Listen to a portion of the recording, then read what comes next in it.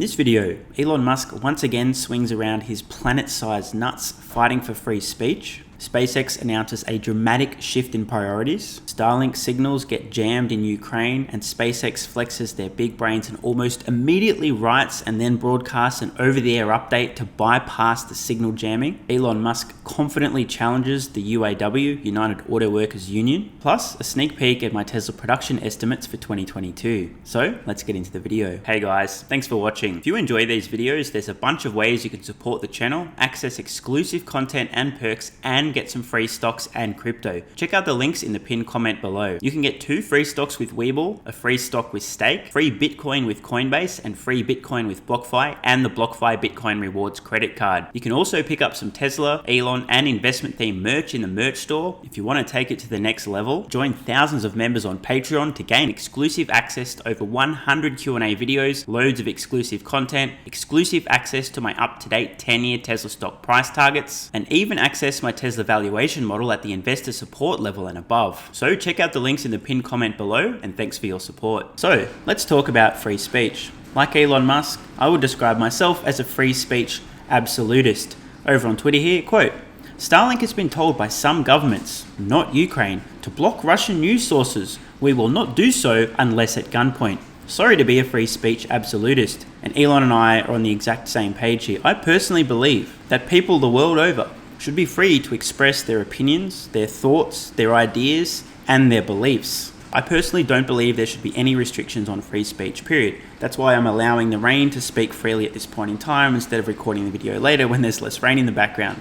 Now, to be clear, I do want to differentiate free speech from being for example, yelling fire in a crowded theatre. That isn't an opinion, a thought, a belief, or a position that somebody holds. That's somebody whose actions could put many people in physical danger, stampede, getting crushed in a crowd, and so on. That's not free speech, that's just being a dickhead. Free speech is a very deep rabbit hole. I could discuss this topic for hours on end. I won't, maybe another time. But I do want to be very clear, I wholly and completely support Elon's decision here. Propaganda is everywhere. It's coming from Russia, Ukraine, all over the place, no exceptions. This is the way the world is. Some people might argue that you should block this propaganda. I'm with Elon. I don't believe so. I think we should treat people as competent, intelligent, capable human beings and give them the benefit of the doubt. Allow them to make their own decisions. The very idea of censoring or blocking certain speech, comments, news organizations, etc. is fraught with danger. The people that don't seem to understand this, to me, honestly, are dangerously stupid. And I do mean that, not hyperbole, dangerously stupid. These people are unable to make the connection. Well, hang on a minute. If there's gatekeepers of thought, of information, who's deciding what's true, what's allowed, what they should censor, and what they shouldn't? Is it possible that any of these individuals could ever have some nefarious motivations, values that don't align with your own, differing opinions, delusions, or some other reason for wanting to skew what you're hearing and not hearing? Yes, if somebody's deluded and they believe something that's obviously false, I still think they should be able to express their belief of this obvious falsehood. If Russia's producing propaganda, if Ukraine's producing propaganda, if the United States is producing propaganda, if Australia's producing propaganda, I still think it should be able to be broadcast to anybody. Let people use their own brains to determine whether or not what they're hearing and seeing is credible. Let them do their own homework. Let them do their own fact checking. Let me know what you guys and girls think about free speech in the comments below. First, do you agree with Elon choosing not to censor Russian propaganda, allegedly, saying unless you hold us at gunpoint, we are not going to do it, being a free speech absolutist? I'm in this camp. You're somebody that generally speaking believes in free speech, but you think there's some exceptions where you should censor an opinion, a thought, an idea, etc. If you do believe in censoring, fact-checking, blocking certain opinions and ideas, please give me a specific example of a situation in which that would be okay. Let me know below. I'd really like to see the discussion. Another tweet from Elon Musk. Quote, "SpaceX is reprioritizing to cyber defense and overcoming signal jamming. This will cause slight delays in Starship and Starlink version 2. This is actually very important. When Elon Musk says SpaceX are reprioritizing, this is the whole organization, all hands on deck. This is now our priority. This is huge. We know how important Mars is. SpaceX aren't f***ing around here. They're really trying to have a positive impact in Ukraine. For those who don't know, SpaceX owns Starlink, global broadband internet. Almost the moment Russia invaded Ukraine, Starlink enabled their service in Ukraine, began sending terminals. They've arrived. So there's many areas now in Ukraine where the only form of communication is the Starlink service. And as Elon explained, quote, "Some Starlink terminals near conflict areas were being jammed for several hours at a time. Our latest software update bypasses the jamming, I'm curious to see what's next. So of course, we don't actually know who was jamming these signals, but anyone want to take a guess?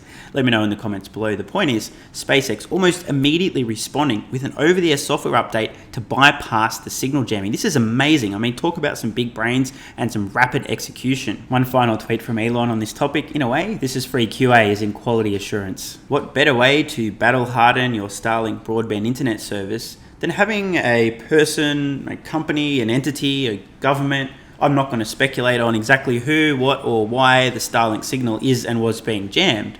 But what better way to test this and figure out how to avoid things like having signals jammed by nefarious actors than being in the current situation? Now, I never thought I'd be quoting a tweet from Gene Simmons of KISS, but hey, here we are. For those of you who don't know Gene Simmons, he's the guy who's had about as many sexual partners as your mother. Gene Simmons quoting Elon Musk, talking about Tesla's job creation in the US. Quote, actually, Elon Musk makes a solid point to President Joe Biden. The president doesn't mention Tesla, perhaps because Tesla is non-union and moved to Texas, a right-to-work state. Give Elon Musk and Tesla its due. They are game changers and should be heralded. I mean, spot fucking on, round of applause for Gene Simmons there. Elon Musk responding, actually, we still operate our California factory, which is the largest auto plant in North America, at full capacity and are considering expanding it significantly. As I've mentioned, as is in my Tesla valuation model, I personally expect Fremont long-term will produce around 1 million vehicles per year. Pretty easy, delete parts and processes, bang, done. More capacity. It has built 2/3 of all electric vehicles in North America, twice as much as all other car makers combined. Elon Musk continues, our real challenge is Bay Area has negative unemployment, so if we don't treat and compensate our awesome people well, they will have many other offers and will just leave. I'd like to hereby invite the UAW to hold a union vote at their convenience. Tesla will do nothing to stop them. And another comment from Elon Musk on this quote, by the way, Tesla factory worker compensation is the highest in the auto industry.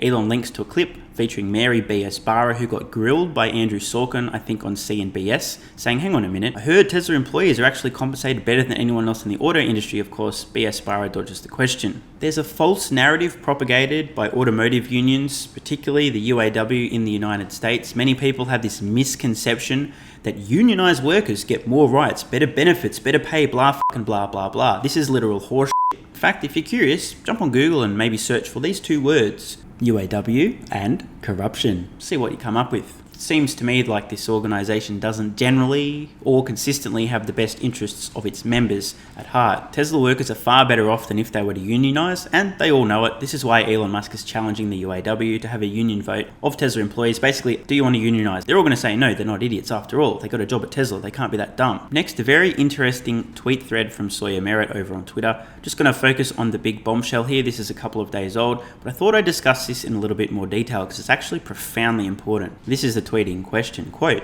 Giga Shanghai will supply complete 2170 packs, not just the cells as in battery cells, to Giga Berlin until Giga Berlin starts to make its own 4680 cells and packs in a few months. Giga Shanghai has no problem supplying up to 5,000 packs a week. Well, hang on a fucking minute. We need to do some math here. So 5,000 a week, just assume that this was supplied throughout an entire year. You've got an extra 260,000 battery packing capacity at Shanghai already. Keeping in mind the annualized rate of production at Shanghai now is getting close to 1 million vehicles per year, and they're doing a massive expansion of the existing facility and a whole new fucking factory that itself will produce 1+ million vehicles over the long term. This shows at this point in time, Tesla has a huge surplus in battery supply. Huge. Obviously, over time, this will get eaten up as Shanghai scales. This is actually a very insightful data point. Nobody outside of Tesla actually knows how long are their battery supply contracts, materials, cells, etc. What are the exact deals they have in place with every battery supplier? This just goes to show how much of a surplus Tesla currently has in Shanghai. That is a lot of battery packs. Now, as promised, I want to show you guys and girls my Tesla production estimates for 2022. Obviously, this always evolves as new information comes out, especially about the commencement of production in Berlin and Austin. This is going to change, but this is where I'm at today. I'm going to be publishing a new update to my valuation model and price targets exclusively on Patreon in the next 24 to 48 hours. This is going to be part of that. I'm currently sharing my bear case production estimates for Tesla in 2022. I'm giving this scenario a 5% probability. Basically, everything that can go wrong does go wrong. This is where I expect Tesla to be. We're looking at a little under 1.5 million units. The embarrassing thing for Wall Street, of course, is that the consensus estimate is nowhere near this. And this is the bear case. We can see a summary here. Fremont just over 500,000, Shanghai around 700,000, Austin and Berlin a little over 100,000 vehicles each. Again, Worst case scenario. If we take a quick look over here, Austin and Berlin, I'm using the exact same numbers here, a very, very conservative ramp speed. This is based on what Tesla has publicly stated, plus some leaked information. And now onto my base case, which I have at a 60% probability, a little bit better than a coin toss, that this is about where the numbers will end up. We've got a total of about 1.7 million vehicles delivered. This is what I expect unless everything goes right or everything goes wrong. Fremont close to 550,000, Shanghai approaching 900,000, Austin and Berlin each at about 140,000 vehicles. And now just for fun, my bull case, I have this at a 33% probability, 1 in 3 chance. In this scenario, almost everything that can go right does go right. Austin and Berlin ramp quite smoothly. Shanghai continues to scale and add capacity. And this is where we end up. Total of just over 2 million vehicles delivered. Bit over 600,000 from Fremont, Shanghai breaking the 1 million vehicles delivered mark in a single year, Austin and Berlin each 165,000 vehicles delivered. And if you're a numbers nerd, feel free to pause the video, you can see the exact ramp speed again. These will change quite a lot in the coming days and weeks as we really know what's happening, but this is roughly where I'm at. My new price targets and valuation model dropping exclusively on Patreon in the next 1 to 2 days. There isn't a dull moment lately. SpaceX, Tesla, Starlink, Ukraine, Russia, Elon, free speech. It's all happening. Once again, massive shout out to Elon Musk for having the courage, the balls, and the confidence to say and do what he believes to be right. How many folks watching, if you're honest with yourself, would have intervened whatsoever in the Russia-Ukraine conflict if you were in Elon Musk's position? Hope you enjoyed the video, and as always, don't forget, if you're not already a member of the Patreon community, check the card in the corner or the link in the pinned comment to join. You'll gain instant access to over 100 exclusive Q&A videos on all sorts of topics. As I said, I'm a big fan of free speech, so I'm an open book. I can't get cancelled on Patreon, at least not that I know of, so I'm much freer to express my thoughts, opinions, and beliefs on Patreon. I'm not able to do that here on YouTube. It is what it is. And yes, I vehemently oppose YouTube's censorship of free speech, but hey,